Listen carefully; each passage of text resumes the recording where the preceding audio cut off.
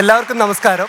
ഞാൻ കാസർഗോഡ് ജില്ലയിലെ വെള്ളരിക്കുണ്ടിനടുത്ത് നിന്ന് വരുന്ന ഒരാളാണ്. എനിക്ക് വളരെ സന്തോഷമുണ്ട് ഈ ഒരു പുതുവത്സര ദിനത്തിൽ ഈ കുട്ടികളുടെ മുമ്പിൽ വെച്ച്, അതുപോലെ തന്നെ വിവിധ ഭാഷകളിൽ അഭിനയിച്ച ഐശ്വര്യ ലക്ഷ്മിയുടെ മുമ്പിൽ വെച്ച് ഒരു പരിപാടി അവതരിപ്പിക്കാൻ സാധിച്ചതിലുള്ള സന്തോഷം ആദ്യം അറിയിക്കുന്നു.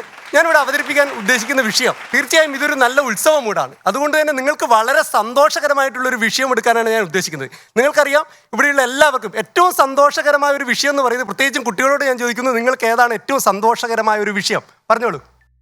പ്രണയം. പ്രണയമായിരിക്കും. പ്രണയം. ഞാൻ ഉത്സവം എന്ന് പറയാൻ വരുമായിരുന്നു, എന്റെ മനസ്സിൽ കളങ്കമില്ലായിരുന്നു, അതുകൊണ്ടാ. പ്രണയം. കാരണം ഡയാനയുടെ മുഖത്ത് നോക്കുമ്പോൾ തന്നെ പ്രണയം എന്നുള്ളത് ശരിക്കും തെളിഞ്ഞു കാണുന്നുണ്ട്. തീർച്ചയായും ആ ഒരു വിഷയത്തെ കുറിച്ചാണ് ഞാൻ പറയുന്നത്. അല്ല, ഞാനെന്ന് ചോദിച്ചിട്ട് ഐശ്വര്യലക്ഷ്മിയുടെ മുഖത്ത് നോക്കിയിട്ട് അങ്ങനെ ഒന്നും തോന്നുന്നില്ലേ? അല്ല, ഐശ്വര്യലക്ഷ്മി ഒന്ന് മാത്താ ഒന്ന് പോയി തരുമോ അല്ലേ? എന്താ ഐശ്വര്യലക്ഷ്മിയുടെ മുഖത്ത് പ്രണയമില്ലേ? തീർച്ചയായും യുവാക്കളുടെ ഒക്കെ ഹരമായിട്ടുള്ള ഐശ്വര്യ ലക്ഷ്മിയുടെ മുമ്പിൽ വെച്ച് പ്രണയത്തെ കുറിച്ച് പറയുവാൻ വേണ്ടിയിട്ട് വളരെ സന്തോഷമുണ്ട്. അടിപൊളി.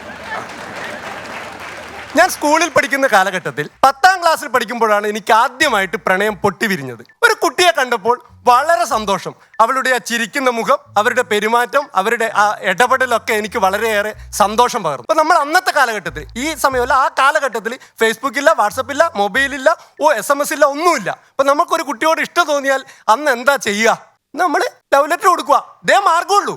വേറൊരു പ്രത്യേകത കൂടിയുണ്ട്. അന്ന് നമുക്ക് ഈ സീരിയൽ ഇല്ല, TV ഇല്ല. അന്ന് വീക്കിലികളാണ്. ഈ വീക്കിലികൾ എന്ന് പറയുന്നത് നമുക്കറിയാം, ഒരു വ്യാഴാഴ്ച ദിവസം ശാരദ മാത്യുവിനെ കുത്താൻ നിന്നു എന്ന് പറഞ്ഞു കഴിഞ്ഞാൽ പിന്നെ ഈ കുത്തുവോ കുത്തൂലോ എന്ന് അറിയണമെങ്കിൽ പിന്നെ ഒരാഴ്ച കഴിയണം. ഇന്ന് സീരിയലിലാണെങ്കിൽ ഒന്ന് കുത്താൻ നിന്നിട്ടുണ്ടെങ്കിൽ പിന്നെ ഒരു ദിവസമേ കഴിയുണ്ട്, പിറ്റേ ദിവസം നമുക്ക് കിട്ടും. അത് മാത്രമല്ല, അന്ന് ഈ സാമ്പത്തിക ശേഷി ഉള്ള ആളുകളാണെങ്കിൽ അച്ഛനൊരു വീക്കിലി, അമ്മ ഒരു വീക്കിലി, മകളൊരു വീക്കിലി, ഒരു 5 വീക്കിലി ആ വീട്ടിലുണ്ടാവും. നേരെ കുറച്ച് സാമ്പത്തിക ശേഷി കുറഞ്ഞ ആളാണെങ്കിൽ അവർ ഈ വീക്കിലി വാങ്ങിക്കാൻ ബുദ്ധിമുട്ടായിരിക്കും. അപ്പോൾ അവർ ഈ വ്യാഴാഴ്ച ദിവസം കഴിഞ്ഞ് വെള്ളിയാഴ്ച ആവണം. കാരണം ഈ അയലോക്കത്ത് പോയിട്ട് അവരോട് വീക്കിലി കടം വാങ്ങിയിട്ട് വേണം വായിക്കാൻ. അങ്ങനെയുള്ള ആ ഒരു സമയത്താണ് നമ്മൾ ഈ സ്കൂളിൽ വെച്ചിട്ടുള്ള എൻ്റെ പ്രണയം. അത് മാത്യു മറ്റത്തിൻ്റെ, മുട്ടത്ത് വർക്കിയുടെ, ഇവരുടെയൊക്കെ നോവലിൽ നിന്നും കടമെടുത്തുകൊണ്ട് വളരെ ഒരു പെണ്ണ് ലേഖനം വായിച്ചു കഴിഞ്ഞാൽ അവർ വീഴണം, ആ രീതിയിലുള്ളൊരു മനോഹരമായിട്ടുള്ളൊരു പ്രണയലേഖനം തയ്യാറാക്കി ഇത് ഈ പെൺകുട്ടിക്ക് കൊടുക്കുവാൻ വേണ്ടിയിട്ട് നമ്മൾ പോവുകയാണ്. അപ്പം ഞാൻ ഈ പ്രണയലേഖനവും കൊണ്ട് അവിടെ പോയിട്ട് ഈ കുട്ടിക്ക് കൊടുക്കാൻ വേണ്ടിയിട്ട് സ്കൂളിൽ പോയപ്പം നമുക്ക് ഈ ധൈര്യം വേണ്ടേ, ഇതൊന്ന് കൊടുക്കണ്ടേ.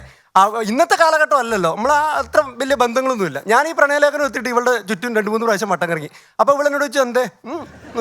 ഒന്നുമില്ല. പിന്നെ ഒരു ധൈര്യം സംഭവിച്ചു. ഈ ലവ് ലെറ്റർ അങ്ങ് എടുക്കാൻ വേണ്ടിയിട്ട് ഇത് കീശയിൽ കൈയിട്ടപ്പോഴത്തേനും നമ്മൾ ഈ അമ്പലത്തിൽ ഈ വെളിച്ചപ്പാട് വാളെടുത്ത് കഴിഞ്ഞാലുള്ള സംഭവം ഉണ്ടല്ലോ, വാളെടുക്കാൻ വേണ്ടി ഒരു പ്രശ്നമില്ല, വാളെടുത്ത് കഴിഞ്ഞാൽ അപ്പം പറയൽ തുടങ്ങും.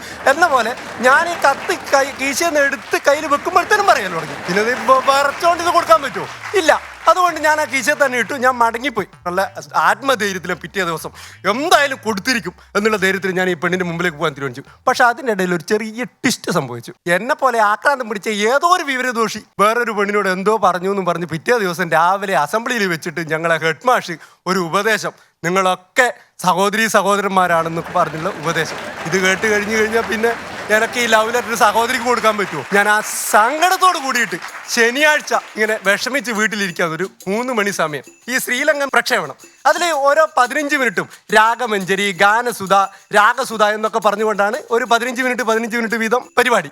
ഓരോ ഗാനങ്ങൾ, ഓരോ വിഷയം, ഓരോ എന്താണ് പറയുന്നത്, ചില സ്വരങ്ങളെ കുറിച്ചിട്ടും അങ്ങനെയൊക്കെയാണ്.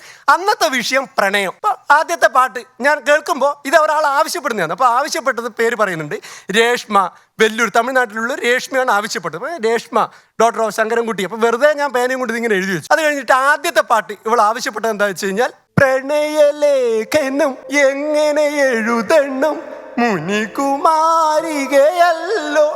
അതെ അത് ഞാൻ പറഞ്ഞുതരാം. അപ്പൊ എന്റെ മനസ്സിലൊരു ആശ, ഈ പ്രണയലേഖനം എങ്ങനെ എഴുതണം എന്നറിയാത്ത രേഷ്മക്ക് ഞാൻ എഴുതിയ പ്രണയലേഖനം അങ്ങ് അയച്ചു കൊടുത്തേക്കാം. ഏതായാലും എന്നെ കൊണ്ട് ഉപകാരമില്ല, നേരിട്ട് ഇത് കൊടുക്കാനും പറ്റുന്നില്ല. ഞാൻ എന്ത് ചെയ്തു വെച്ചാൽ, അഡ്രസ്സ് കറക്റ്റായിട്ട് റേഡിയോയിൽ പറഞ്ഞിട്ടുണ്ട്, ഞാൻ എഴുതി വെച്ചിട്ടുണ്ട്. ഈ കത്തെടുത്ത് ഒരു കവറിലിട്ടിട്ട് രേഷ്മ ഡോക്ടർ ഓഫ് ശങ്കരൻകുട്ടി വെല്ലൂർ പിൻ അയച്ചു കൊടുത്തു. കത്ത് അവിടെ എത്തി.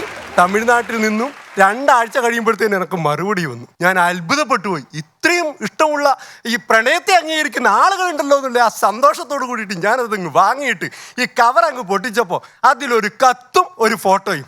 ഇതിലിങ്ങനെയാണ് എഴുതിയിട്ടുള്ളത്, പ്രിയപ്പെട്ട കനകരാജൻ, താങ്കൾ അയച്ച കത്ത് കിട്ടി. എന്റെ മകളുടെ പേര് ആകാശവാണിയിലൂടെ കേൾക്കാൻ ഞാൻ ആഗ്രഹിച്ചപ്പോൾ ഇങ്ങനെ ഒരു ദുരന്തം പ്രതീക്ഷിച്ചില്ല.